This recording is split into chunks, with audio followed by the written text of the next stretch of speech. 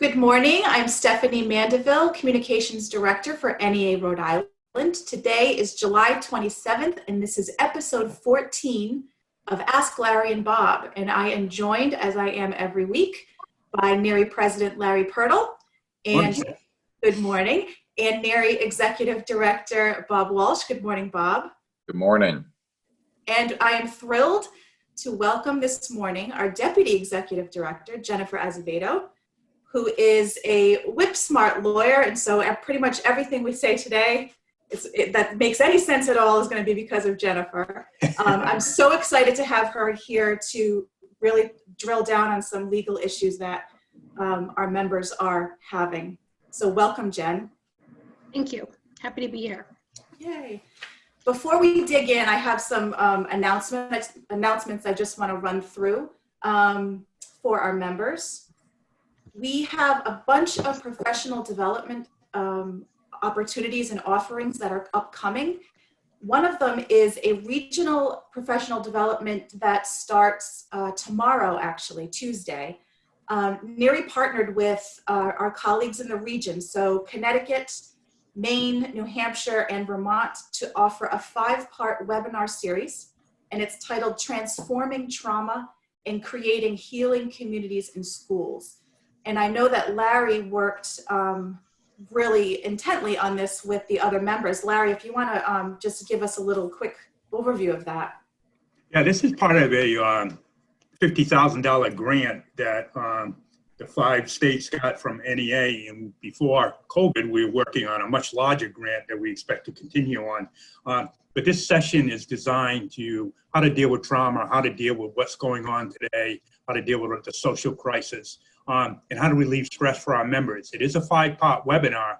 The good thing is, while it's sequential, you can jump in at any time. For example, I cannot be on tomorrow's webinar, but I'll be on Thursday, and you can pick up. So if you can only make a couple of them, it'll be worthwhile.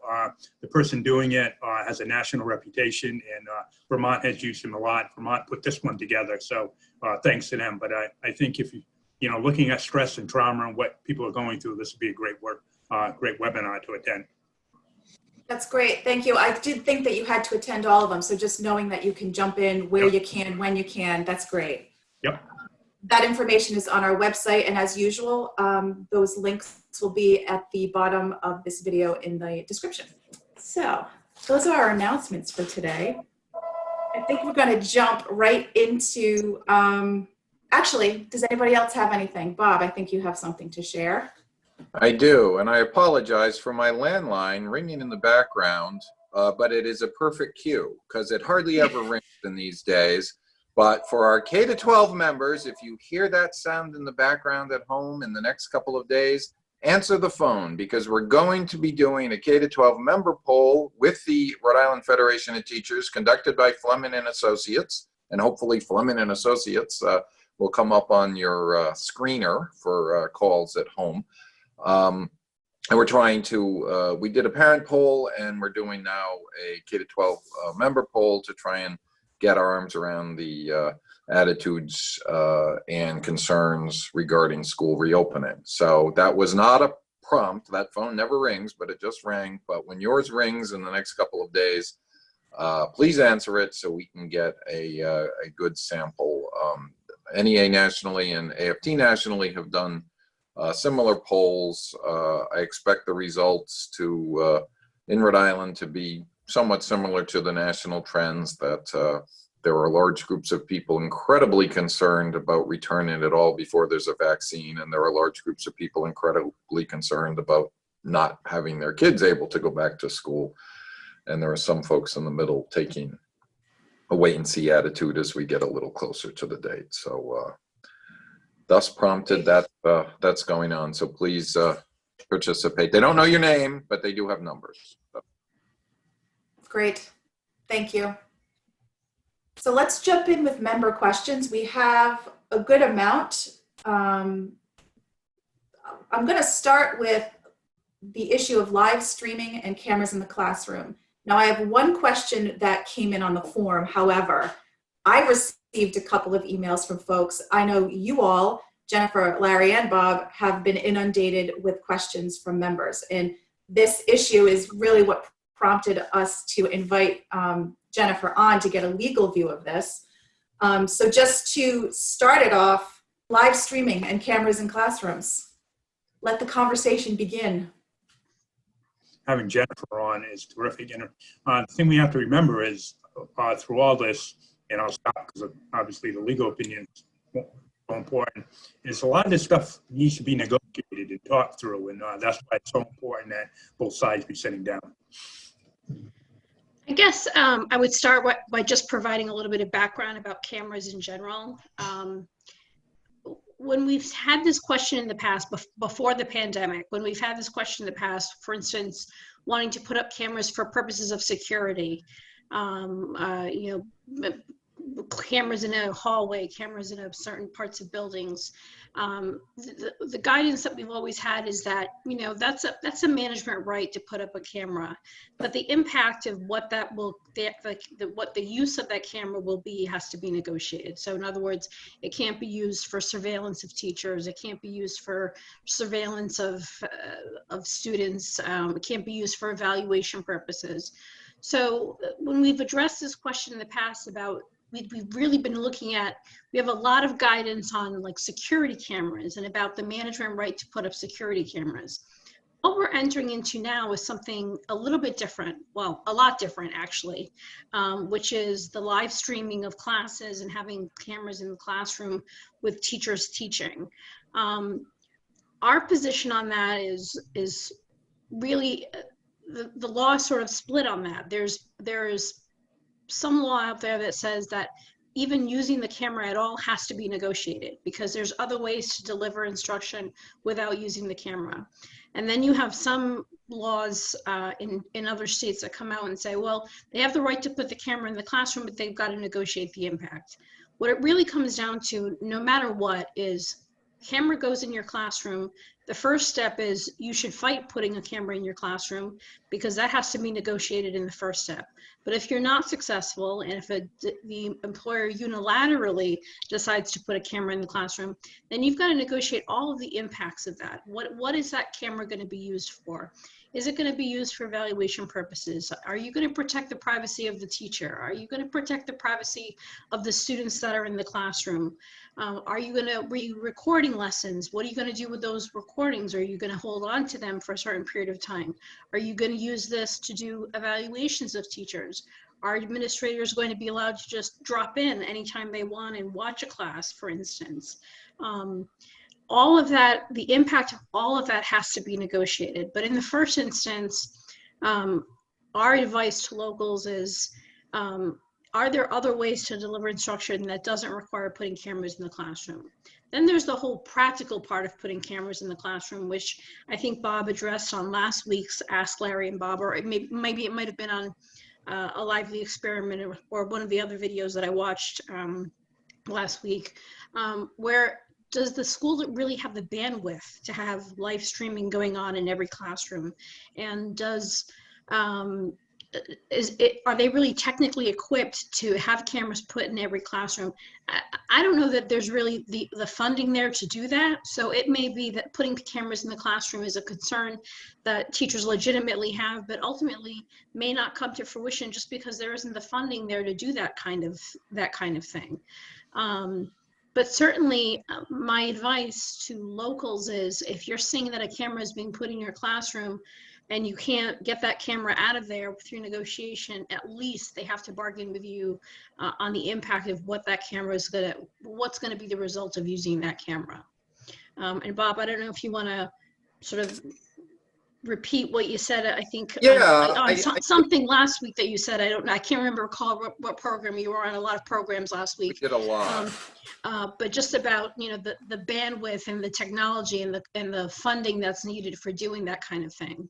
Yeah, there's one quick and easy solution to cameras in the classroom. And as simple as that, the camera in the classroom might be solved depending on what you want to do. Again, it would be an extraordinary expenditure of money to equip every classroom in the state with the appropriate technology that met all the things we would need to negotiate, including protecting the individual students' rights, you would almost, a lot of the television radio shows literally have the button where if something untoward is said, you're on a time delay and you can press the button and make sure that does not get transmitted. That requires a second person. So if you want to take it to its logical conclusion, cameras in classrooms require camera operators or someone who can be quick on the switch to stop a student blurting out an expletive from being transmitted to the world. That's a somewhat absurd, but actually realistic example based on what we deal with now. All of that said, again, let's begin with the end in mind. We, every week at some point in this show, say that health and safety guided by science and medicine. In a scenario where it makes sense for teachers and ESP members to report to their buildings and do full distance learning, but transmitting from the classroom, and if they can make the technology work, that's a totally different issue than trying to have half the kids in the class while transmitting video to half the kids at home, which is probably absurd. We have contracts and we have time negotiated in contracts, and we don't work to rule unless there's a massive labor dispute. Everyone goes above and beyond, but we're also not foolish. And if they're suddenly asking our folks to do 3 jobs, live teaching, remote teaching through cameras, and all the follow-up that's necessary, that's just going to be an impossible task. But the reason, in some form or fashion, we will keep the public schools open, even if it's all virtual, is so that the kids have that continuity in their lives as the pandemic continues until we get to the end goal of a vaccine or a set of safe conditions where it's safe for everyone to get back. So I realize everyone goes to the nightmare scenarios in this very tumultuous time. I get it. We do get inundated with questions and emails about that, and we're happy to answer them as best we can.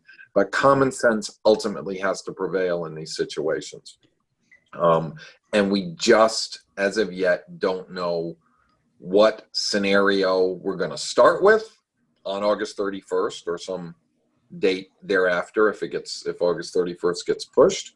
We don't know what scenario we might have to drop back to, and we don't have a lot of those things. But again, I think practicality may limit this situation at all. And I'll tell you, it's unfair. Our districts, as under-resourced as they are probably better resourced than a lot of the urban core communities. And it's also patently unfair if our wealthiest district goes full video with producers and editors and someone like Stephanie who can make us look better when she edits the video every day, but they don't have that money or the resources in the urban core. And even if they did, it's only gonna be hopefully 3 or 4 more months before we get back to some variation of the new normal. So you really want to spend that much money? So Yeah, So, the line I've used is you're going to spend that much money for a show that gets canceled in January. I mean, and that's. well, yeah. But just one other thing to touch on, and Jennifer mentioned there was the privacy issue. What about students who there are privacy concerns about maybe there's a restraining order against a parent, or maybe there's a no contact, and all of a sudden the parent's watching. I mean, there are all kinds of issues like that that need to be addressed. We can't have teachers worrying about, well, the camera can't be on this student, but it could be on this one. It just makes no sense to have to do all of that for 3 or 4 months. So going back to what Jennifer said about pushing back, one question that was submitted to the form, and Bob, maybe you can speak to this, what can teachers do if our leader is not pushing back on recording and uploading our classroom lessons? Well, So I if you're don't know. not, Well, I don't know if they're not pushing back or not, but all those things need to be negotiated. If they're not pushing back because they've negotiated a solution that they think is going to be acceptable to the membership, then you're in, then we're back in the no one's going to like some of the answers we give on these shows thing. If there is a negotiated solution accepted by a majority of the union, we're in a situation where you've got something you personally don't like, but becomes, part of the rules and regulations, so to speak, that the local has agreed to undertake, hopefully weighing everything in the balance and deciding it was the best alternative to not having a negotiated agreement at all. So that I feel your pain if you're getting into a level of discomfort with that. And by the way, this is hard. I mean, we've done this 14 times, and for whatever bizarre reason, I've done a lot of TV and everything over the years, but this is a new thing for our folks, just doing this. So you got to be very respectful and sensitive to that and not trained. But, another thing that needs to be negotiated, they require you to provide all your equipment, right? I mean, we did it all on our own at home, or some of our members might have used the Chromebooks that the district provided, but you want to do it right.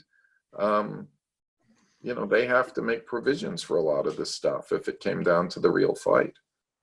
I would add that I've seen right now, I'm aware of two NEARI districts that are having these conversations and are trying to put some of these agreements down on paper in the form of, right now, really what I would call a rough memorandum of agreement, not a formal memorandum of agreement that's been signed, but they're addressing these questions and they're trying to get something agreed to with the district. So it's great that the unions have been proactive in those districts and trying to negotiate what that's going to look like.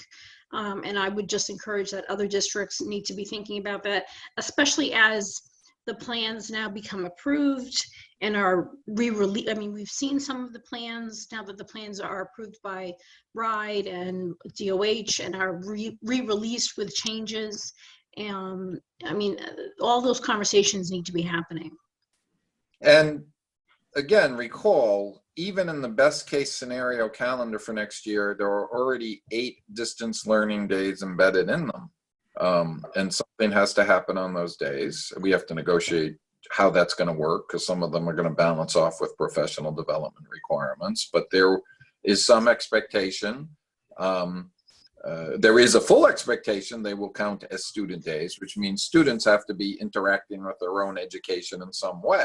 You don't have to necessarily be doing a video like this on that day, but there has to be some arrangement where the student gets the equivalent of a school day's worth of work. So we need to negotiate, and no more snow days. So we need to negotiate what distance learning looks like, and it is highly likely going to include a video component at some point. So the base is going to be there. It's just how extensive it becomes depending on what model gets adopted, hopefully for the short term. Thank you. We have a question here regarding job protection. How will NEARI protect the jobs, health and safety of teachers and staff who are not covered by accommodations under ADA, FMLA, etc., but are in a high-risk group due to their age, Forced retirement, unpaid leaves, and resignations are not financially viable for many at this time. I think Jennifer can review the legalities, but age on a standalone basis is not a protected category. You have to have an underlying condition to get into one of the categories they mentioned. That is correct. It's not protected the way it is under the ADA, but there is the Age Discrimination and Employment Act. And it's not, although that act does not provide for a district to provide reasonable accommodations for persons of a certain age, that doesn't mean you can't ask for them. And we are aware of a couple of districts that have already said, if you are of a certain age, we will make an accommodation for you. Now, of course, they don't have to do that. That's the key thing. They don't have to do that. So it's really going to be up to the willingness and the generosity of the district as to whether or not they're going to accommodate older teachers who want to work from home. I can tell you in private higher ed, for instance, one of our higher ed locals that we have at Roger Williams, they allowed faculty that were over 65 to put in for a request for an accommodation, even though they didn't have an underlying health condition, and they've honored those requests. So that's just one example. I'm aware of, I believe, one other K through 12 district that is allowing over the age of 65 as to have an accommodation if they need it. I can't recall the district right now, but probably better not to say anyway. But there is at least one district out there that's making an accommodation for people who are over the age of 65. So even though the age is not protected by the ADA, there is the ADEA, And there is nothing that prohibits providing an accommodation for age. So, I mean, I certainly, if I was someone who was over the age of 65 and I was concerned about my health, I would probably ask for an accommodation and see whether or not maybe I might get it. But again, that's going to depend a lot on whether or not the district is willing to do that. But that's the law of it, and let's not forget the strength of a union voice and politics of it, as it were. And we answered this once in the last couple of weeks, or more than once. If we don't think it's safe, if your only condition happens to be age and you're generally healthy, but you don't think it's safe to go back, then it's probably not safe for a lot of people to go back, because the external situation is such where it's just not safe. And what the union can collectively do in that case is scream loud and long that why are we making a bad decision on this? We have held back, and some people are mad at us. Larry and I get emails all the time from people saying, well, here are all the facts, so we should close the schools immediately. Well, the facts aren't in, because there's more time to go. There is no approved plan in the state of Rhode Island right now. Districts were supposed to submit 4 plans. Those that only submitted 3 were told to submit a 4th one. They don't get to pick what plan they implement on day 1 or at any part of this process. That pick will come with guidance from the state and the Department of Health. We will have input into that guidance. And while we hope, as I've said on the show, to be standing lockstep with the governor and the director of health and the commissioner of education and everyone else in agreement, yes, this makes sense for Rhode Island. As I've said on numerous times, we are not shy when we disagree. And hopefully it won't come to that, but we will not be shy if we disagree with the short or long-term conclusions on it. So that's another level of where we are as a union. And I do not know the answer today. I do not know 5 weeks today what it's going to look like. I would also add that for those who are over the age of 65, many of those people may very well live with someone who is immunocompromised. And there are protections under the law for those individuals. So if you live with somebody who is immunocompromised, you are entitled to certain paid leave under the Families First Coronavirus Relief Act, I think is what it's called. You are entitled to paid leave to take care of family members, or if you have high-risk family members. So even though you may not be entitled to leave for yourself, you may be entitled to some type of paid leave because of somebody that's in your household. There's also FMLA, which oftentimes is an unpaid leave, but there is also FMLA leave that you may be entitled to, and that's up to 12 to 13. There's 13 weeks in Rhode Island, 12 weeks under federal law. So you may be entitled to a period of leave if you want to take the first 12 weeks of school off because you have somebody in your family that you're caring for. That's certainly a possibility. This is so much information for people that if you think you fall into any of these categories or any question, talk to your local union and talk to UniServe staff. One of the things, obviously, we're in constant contact all the time with each other. We're having constant staff meetings. We have one tomorrow. We're meeting constantly with the local presidents. We're going to set one up for Wednesday to talk about all of this. So as issues keep coming, make sure you ask the questions.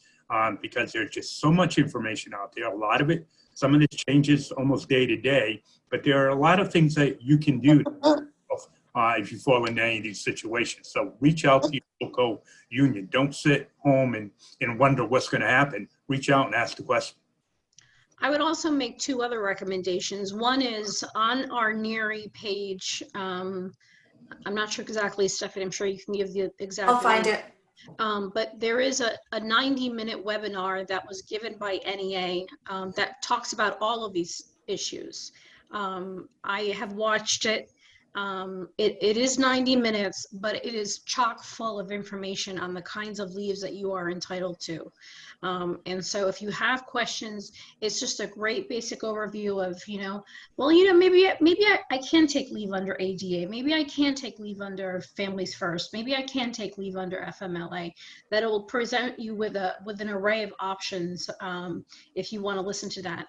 In addition to that, NEA National has a website, educatingthroughcrisis.org, And under that is a lot of legal information on the types of leaves that you're available. And every link is it's, 2-page boiled down. Here's what the law is. Here's what you're entitled to. Here's a set of FAQs. So that is also a good resource to go to if you have questions about this that are a little more detailed. All of that information, the 90-minute webinar, as well as links to that Educating in Crisis, are all at neari.org/safe reopen. That is a page that we're just trying to aggregate as much information as possible about going back. And yes, that Educating in Crisis has a lot of stuff beyond legal rights. There's some stuff in there about just working through using Google Meet and all of that. Just really a lot of information, and definitely worthwhile poking around that site. Let's stay on this a little bit longer. We talked about the fact that plans that are put in our drafts at this point. July 31st is the date that was given for plans to either be finalized or publicized. And Bob, you mentioned that some were rejected for lack of a fourth plan. What is the fourth plan? If one plan is to be... The requirement to submit 4 scenarios, because they actually think all 4 could be used. 1 full distance learning, 1 full return, but with a lot of changes because of cleaning and masks and other potential rules. And they were supposed to submit 2 plans in the middle, so to speak. One which was a very light reopening scenario focusing only on maybe the kids who needed services the most, special needs students and everything else, and then a more moderate reopening plan. And some of the districts just did kind of either the more moderate or a combination in the middle that a lot of them talked about distance learning for everyone on Mondays and half the kids there on Tuesday, Wednesday, and the other half on Thursday, Friday, for an example of one that or several that I'm familiar with. But they didn't do the more moderate plan. There's still, we're not, I think it is fair to say, and I don't think that the press conference last week with the governor and the commissioner and the director of health went as well as they would have hoped. It created, they talked about fear mongering, and it might have created more fear than it needed to. And part of that is they are cursed by their own remarkable success. The governor and the director of health have done a remarkably good job of scaring the living daylights out of us about coronavirus, and rightfully so. And it's very tough to hear them starting to moderate language as quickly as our people feel they're moderating language about return to schools to meet other goals.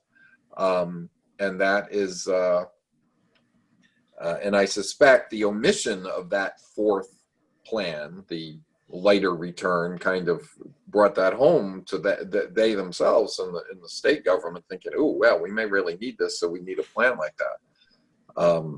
It is a phenomenally difficult thing for our folks to balance. We have rejected the calls to unilaterally say don't reopen the schools because we need to see all the data and the information. But people are going to need notice. So in the next couple of weeks, we're going to need that. The governor said she will talk about this every Wednesday at a press conference. We commend you to watch that. She's doing something on Facebook on Thursdays. Last week's was about 3,000 people tuned in. They had 2 pediatricians. Hopefully this week's will go better. Just no better way to say it.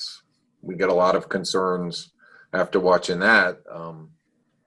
If people perceive this game as rated by things other than health and safety guided by science and medicine, we're going to have a big problem.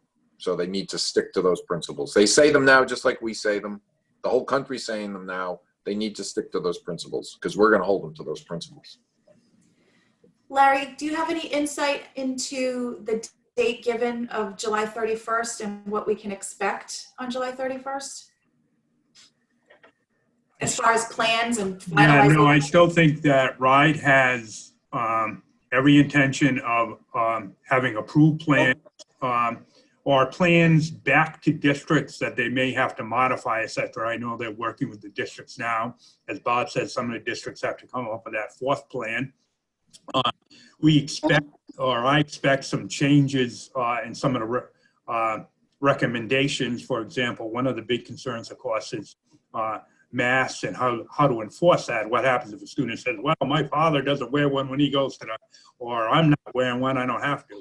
No, the recommendation about masks has to be changed to required, and it has to be enforced. I don't think you'd suspend a student day one because they don't have it, but if they continue to refuse to wear and put people in danger, then there has to be consequences to that. There has to be a result to that. So I think we'll see more things like that, tightening up of some of the regulation. Then I think as those plans come back to the districts and they post them, then we, teachers, staff, and parents especially, have to look at those and say, no, this is going to work, this isn't going to work. We continue to say to RIDE and to the governor's office that, yeah, the goal should be, your goal is fine to get everyone back to school, but the reality is, I don't think everyone's coming back on August 31st. So what's it gonna look like? And the sooner we know that, the better we can prepare. The other just comment I'll make is I think we're also hampered by what's going on around the country. I mean, this is imploding. People are dying now by the thousands every day. Some children are getting it. And there were a couple of cases I read about this morning. But yet, in some states, they're forcing schools to open. And that's going to be in the next couple of weeks. We'll see how that's going to work. But then you get people like reportedly the president's son is school's going to go virtual. Well, if wealthy private schools are going to go virtual, then how can you demand that every kid be in a classroom? So what's going on around the rest of the country is not helping either. You only need to look to Major League Baseball to see how quickly this spreads. I think there were 14 total. It's just happening so quickly. And I want to stay with this because we have a question from Nick who asks, is meeting CDC guidelines for schools reopening enough to ensure health and safety? Now, in addition to that, sorry, Larry, in addition to that, we have the Department of Health playbook for protocol that was due to be released July 17th, which I don't think it has yet to date. So can you, all three of you, speak to that? Is it enough? Is saying CDC guidelines enough? And not enough by itself. What's the health and safety? What's the definition, I guess? Yeah, not enough by itself. And one of the reasons we've been saying CDC guidelines and Department of Health guidelines also have to look at practicality, what's going to work. If you have class sizes of 15 or 20, CDC recommendations, they may work. If you have a class, if your district's going to put 30 kids in a room, that's not going to work by anyone's guidelines. The other thing that really concerns me is that CDC guidelines are changing, and they should change as we get new science and research, but they're also changing because of political pressure from the president on down saying we want schools to reopen. I'm afraid that with everything that we're seeing, that it's no longer about health and safety, it's about politics, and we can claim victory for this when we can't. So no, CDC guidelines are not enough. They have to be in conjunction with other things. I think I would add to that, when the first CDC guidelines came out, they were pretty good. They were, I mean, I've read most of them that have come out. They were consistent, they were good, they were a model to follow. New guidelines came out July 23rd. I downloaded most of them yesterday and read through them. It's been watered down a lot. So it's clearly gotten political now. So the guidelines, again, helpful, certainly not as stringent as they had been over the last several weeks of guidelines that have come out. So you have to keep that in mind. But at the same time, DOH, Rhode Island DOH, we have our own guidelines. We're not bound by CDC guidelines, and we can have more stringent guidelines than CDC. And I would certainly trust whatever the Department of Health comes out with over whatever CDC comes out with, because looking over, I was very disappointed in looking over these new guidelines that came out on July 23rd. They're they're clearly watered down from what had been coming up before that. And so it's worth saying who's the gatekeeper. If CDC Well, isn't enough. Yeah, the corollary question is, and we may get to this again. We certainly got to it last week. The may versus might versus require versus recommend, and this is where we may have to break company eventually. If they're telling us, and this question comes up almost every week, well, what happens if the student takes off a mask and is yelling at the top of their lungs in the classroom and everything else, and then I'm told I can't discipline them? Let me tell you, if there is not a mechanism to deal with that, we can't reopen, period. If I can kick you out of an ice cream shop or a bar for violating the rules, and we can't send the student home for violating the rules and putting everyone else at risk, we can't reopen. Simple as that. And it really is as simple as that. That's a simple declarative statement. If they're trying to say any of the rules that we're expecting the public to adhere to, especially for the students old enough to know better, can't apply, then why take a chance? And we're trying very hard to be very balanced about this until a final decision is made. But and it's not fear-mongering, it is legitimate concern for health and safety, and the science and medicine on the masks is pretty clear. Face shields, not so much. Face shields are proven not to be as helpful as people think. Why? Because they're easy to use. Why are they not as helpful? Because the air can get in right underneath them. So it sounded like a great idea, but the data coming in on them are, well, you know what? They're not as good. Why? Well, because people like them better. Why do they like them better? Because it's easy to breathe. And it's easy to breathe because you can breathe everything that's floating around. Right. Aerosol transfer. Stephanie, you mentioned Major League Baseball. And as much as I enjoyed watching the Red Sox Friday night, that's my Saturday and Sunday, remember, they're tested every other day. Those test results come back very quickly. And we have a lengthy turnaround time. And if we're going to say that testing has to be part of any reopening, and it does, then you can't have a turnaround time of more than 24 hours, because you can't wait 4 or 5, 6 days, because then you're going to have to quarantine a whole classroom, a whole school. So how do you reopen under those conditions? So those conditions, masks, there are some, I think, some just automatic, no, we can't do this. And testing time has to be cut down to a 24-hour period to make this work.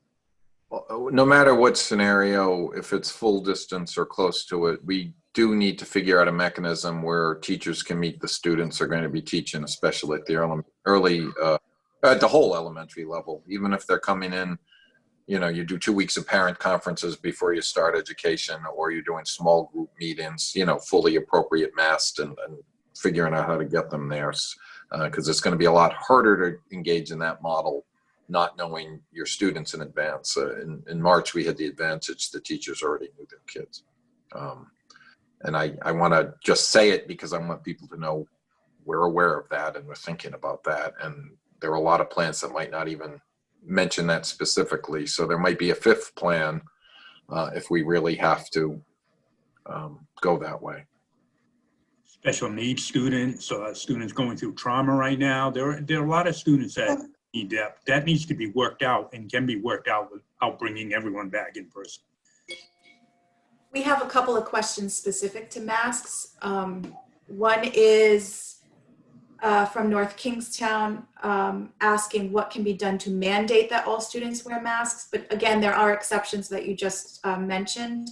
The other question is from Cumberland, and being told that in elementary school students are not required to wear a mask, and within the classroom or when they're together, they are not required to social distance. Is that something that other districts are being told?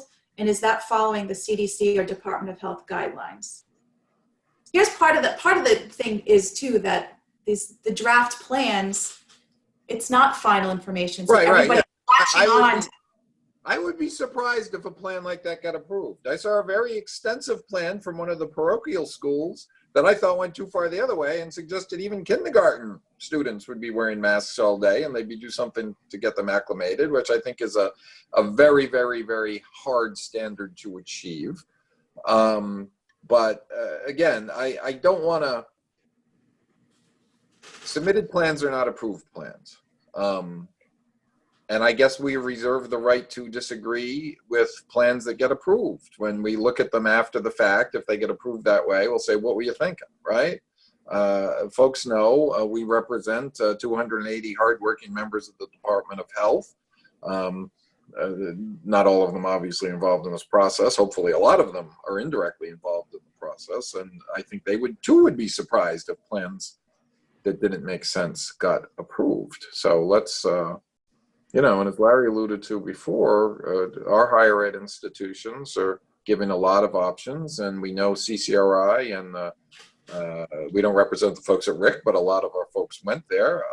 They're both primarily engaging in distance learning. So if you're a 17-year-old student in high school, it's kind of hard to say why your plan doesn't look like if you were a 17-year-old student at CCRI or RIC, right? So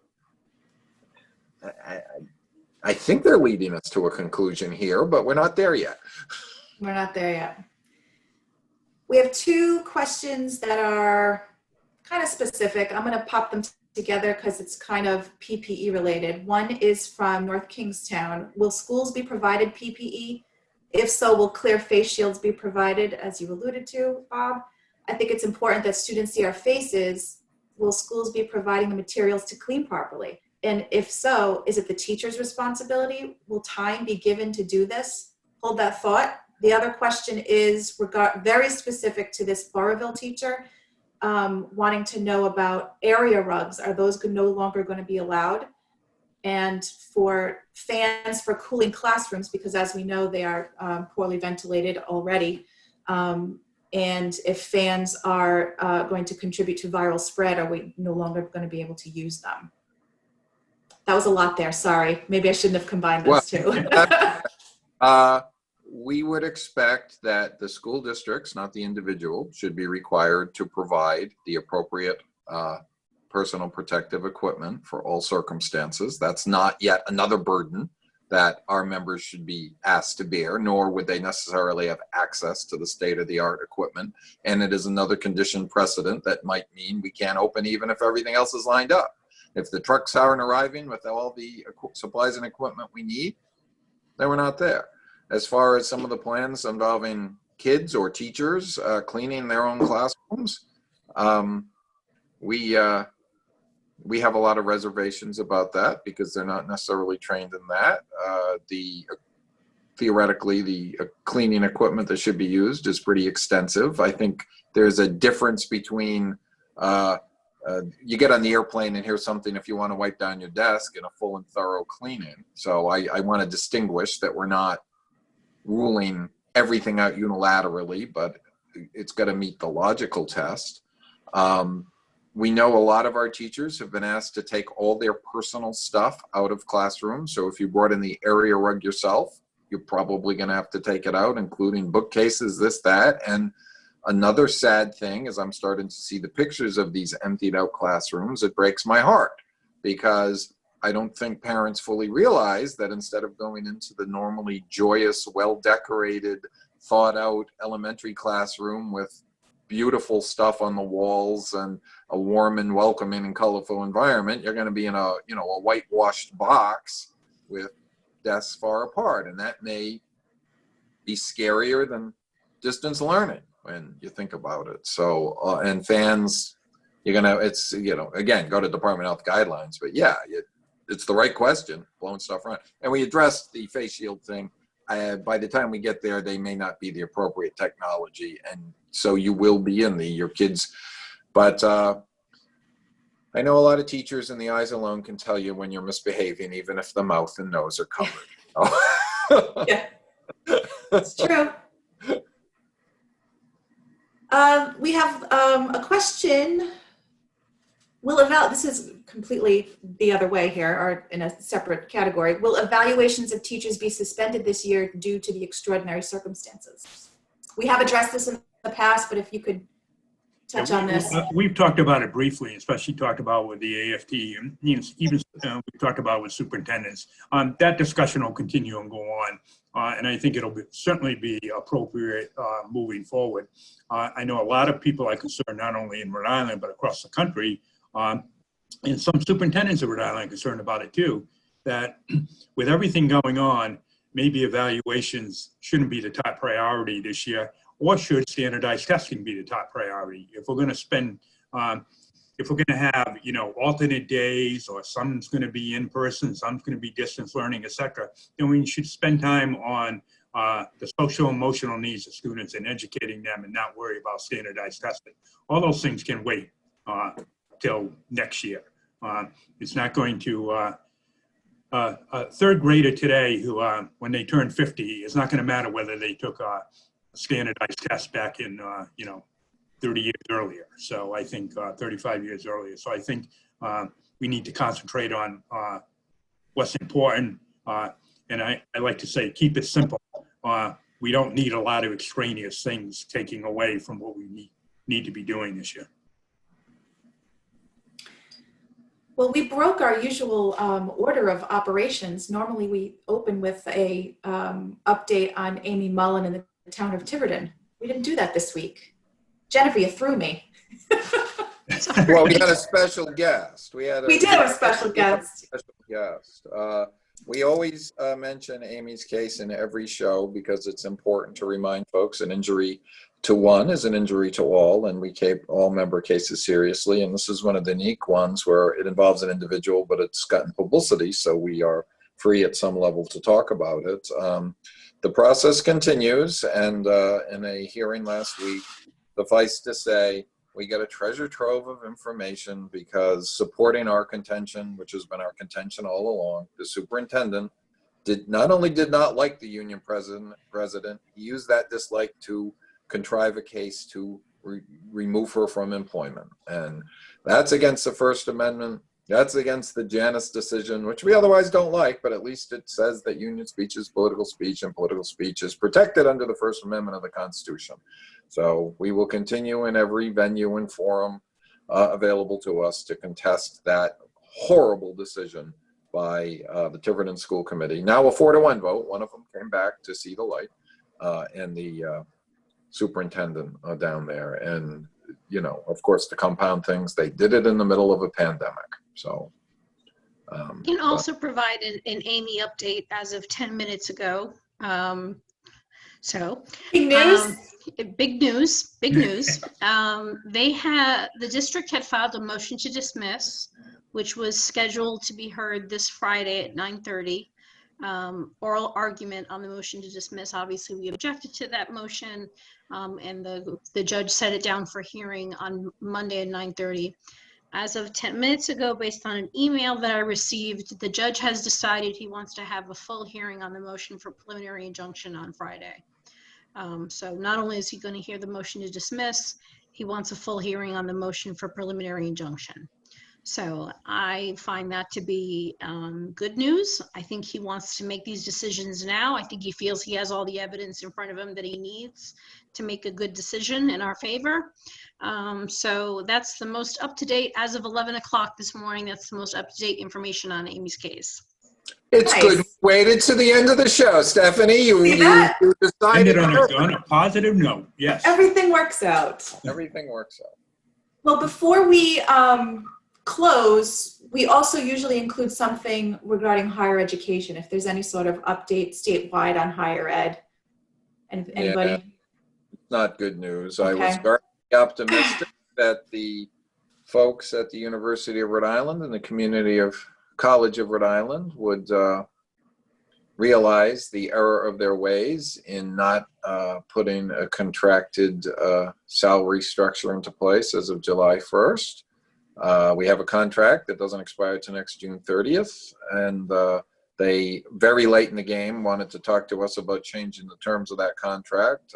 One of our bargaining units rejected it, others were still talking, and then they implemented it anyway, which is both a grievance and an unfair labor practice for different reasons. And we were hoping a behind-the-scenes conversation would have resolved it, because we're just so right in the situation. It's just, you know, black letter law level of being right. But for some reason, they are persisting. And a shout out, we don't represent Rhode Island College, and I guess it remains unresolved there, but their president, Frank Sanchez, did the right thing and said that he regretted that they did it and wanted to fix it. President Dooley has been unfortunately silent on the issue. And President Hughes went before a House Finance panel and said some things that have gotten her in so much hot water, it's become newsworthy over the last couple of weeks, I guess, including denying I didn't see the testimony myself, but allegedly denying that they had hired a whole bunch of people over there when they had. I did see that on Twitter. That has, yeah. Oh, it's just too bad. I mean, you know, we should all be pulling together in time of crisis, and I don't get it. I think I ranted about this on our show, if not others. I did outrage on Lively Experiment about it. Come on, it's hard enough. It's hard enough for the governor. If you're a government official and you can't follow simple rules, you're making it harder on her. You're making it harder on all of us. Tensions are running pretty high. Our folks are working extraordinarily hard in every category of membership, and they don't need management to make things worse. Just go back to neutral. We don't even expect you to necessarily make things better. Just go back to neutral. We'll take neutral from them. So, yeah, so that's a logic and common sense don't seem to be at a premium right now, whether it's at higher ed in some cases or Tiverton. And fortunately, there are some districts that are working with our locals to try to work through this. So, but unfortunately, as we just mentioned, some of them are not. And it's too bad, because our members, as Bob said, and we say every week, are just going above and beyond all the time, reaching out, and now is not the time to be throwing obstacles in their way. They should be working to help us. It's hard. Our folks are planners, and this is the time where they would start to be thinking about setting up their classrooms. What's it going to look like? Where are they going to put stuff? They would be starting that process regardless. So now having these multiple obstacles, and like I say often, one question, you know, there's 100 right behind it that you don't have an answer to. So the end of the week, we expect finalized plans to be publicized. Extra big question mark, because that's, who knows, but that's what was, I guess that's what we know. That's what we expect. And to plug ourselves, besides doing our regular Ask Larry and Bob, sometimes with guests like Jennifer, always well conducted by Stephanie. We're going to do a longer version at night, kind of a whole membership meeting forum, frequently asked questions, special guest extravaganza. We have not yet set the date, but we're teasing it now. So, but that'll, after the plans are in, so to speak, and maybe after we have a better idea of what's going to happen and whether we're supportive of it or not supportive of it. So how's that for a tease? Ask Larry and Bob live. Yeah. Yes. With special guests. Yes. With special guests. Well, by next Monday will be interesting, Ask Larry and Bob, since it will be post finalized plans. Yep. So that'll be an interesting episode 15. Thank you very much, Jennifer, for joining us. I think you're Jennifer, yes, very clear and helpful, I think, in a lot of those, especially the FMLA and the job protection stuff. Thank you. As I mentioned earlier, those links will be in the bottom of the video, in the video description. Thank you so much, gentlemen and Jennifer. See you next time. Thank you, everyone. And yes, Thank you. back. Keep the questions coming. Yes.